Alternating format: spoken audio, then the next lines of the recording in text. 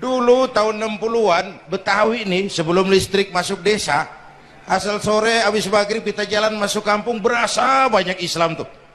Berumah sono anak muda lagi pada baca Yasin, belah sono yang sono lagi latihan barzanji, belah sono ibu-ibu mengempet ngapalin sifat 20. Dulu tuh masih rumah gelap, belum ada listrik ya. Anak muda lagi belajar huruf Al-Quran, alif dasa alif bawa alif dapan u a e u mim da sema ta dalapan ta lam dapan lu mata lu. Berasa. Nah, begitu masuk listrik, rumah pada terang, terjadi pergeseran nilai. Apa yang kita lihat? Televisi main gede-gedean. Ya, ya, ngaku lu ngaku. Suara Al-Quran sepi. Jangankan yang baca barzanji, yang apal sifat 20, yang baca Quran pun sepi. Ini pergeseran nilai. Dulu sosial kontrol tajam Pak, orang peduli sama lingkungan. Dulu, sekarang lu gue. Ya, ya.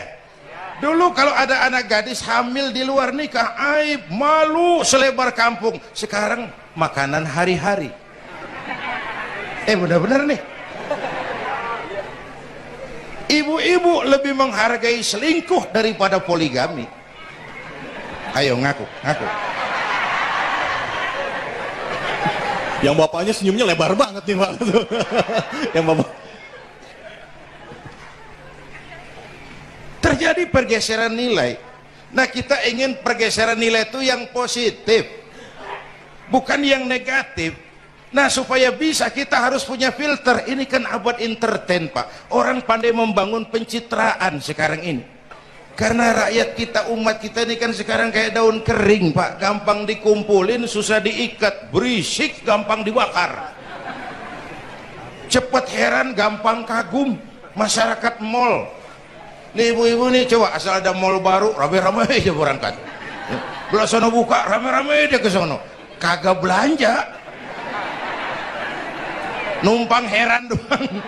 Ke sono heran, kemari kagum. Ini dimanfaatkan oleh ahli entertain, pandai membungkus, membangun opini, membangun pencitraan. Maka kita harus punya filter. Menghadapi arus perubahan harus punya stabilitas temperatur batin. Apa konsepsi dasarnya? Agama, Bu. Kekuasaan kalau jatuh ke tangan orang beriman, aman. Ilmu kalau jatuh ke tangan orang beriman, manfaat. Harta kalau jatuh ke tangan orang beriman, manfaat, rahmatan lil. Tapi kekuasaan jatuh di tangan orang yang jauh dari iman, Fir'aun kan dulunya cuman raja Bang, cuman kelamaan jadi raja, nggak ada yang nandingin, akhirnya lupa daratan, ngaku jadi Tuhan. Ana rabbukumul a'la, aku Tuhanmu yang paling tinggi katanya. Dihadapi oleh Musa. Dulu mah adu sihir, sekarang kan adu konsep. Itu cuman beda versi aja.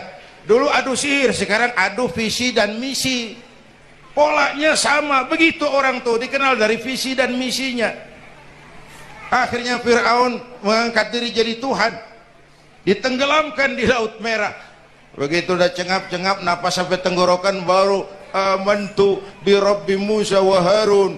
Aduh, kalau begini saya juga percaya sama Tuhannya Musa. Udah mau mati, walaikal maut, gemes banget, dikedukin lumpur, dijubulin, mampus loh. Kemarin kemana udah gini hari baru beriman. Kekayaan kalau jatuh di tangan orang yang jauh dari iman, yang muncul korun, lupa diri, lupa daratan, masuk dalam kategori kalla innal insana la yatgha ar-ra'ahus taghna. Maka dalam pada itu kita bersyukur Majelis Ulama memberikan fatwa yang berkenaan dengan perubahan-perubahan yang terjadi di tengah-tengah kita, supaya kita ini punya pagar, supaya kita punya benteng ada yang kita pegang. Dan yang memberikan fatwa juga Majelis Ulama, bukan seorang tuh, majelis, lalu terdiri dari berbagai macam proses pertimbangan. Nggak sembari ngelamun di bawah pohon jambu tuh nyusun fatwa tuh. Saya perlu sampaikan ini sebab orang kan harus hati-hati. Memang ada hadis, barang siapa yang berijtihad lalu ijtihadnya benar dapat 2 pahala.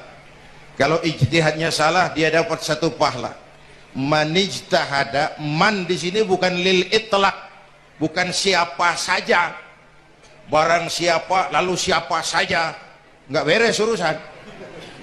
Barang siapa yang memenuhi persyaratan untuk berijtihad lalu dia berijtihad, itu yang kalau salah dapat 2, kalau salah dapat 1, kalau benar dapat 2. Jadi manijtama'a fihi syurutul ijtihad, bukan man lil itlaq lalu siapa saja boleh berijtihad lalu lahir fatwa yang aneh-aneh. Tetapi sungguh pun demikian, fatwa majelis ulama itu tidak bersifat mengikat. Ini yang bijaksananya. Tuh, dalam Al-Quran Pak, Bu, balik lagi ke ceramah nih. Dalam Al-Quran Allah itu maha bijaksana. Kapan? Coba. Kalau surga disediakan untuk orang yang tidak punya dosa, sepi surga. Ya, nih ayo jujur nih, ada nggak yang kagak punya dosa di sini? Nggak ada. Untung Allah bilang apa? Wa amma man sakulat mawazinuhu fahuwa fi 'ishatir radiyah. Orang yang timbangan kebaikannya lebih berat dari timbangan kesalahannya. Bukan nggak punya salah. Orang yang timbangan kebajikannya lebih berat dari dosanya. Bukan nggak punya dosa. Ya. Tapi lebih berat, kan itu yang kita harapin. Ada dosa, ada salah, iya, tapi timbangan kebaikan lebih berat daripada timbangan kesalahan.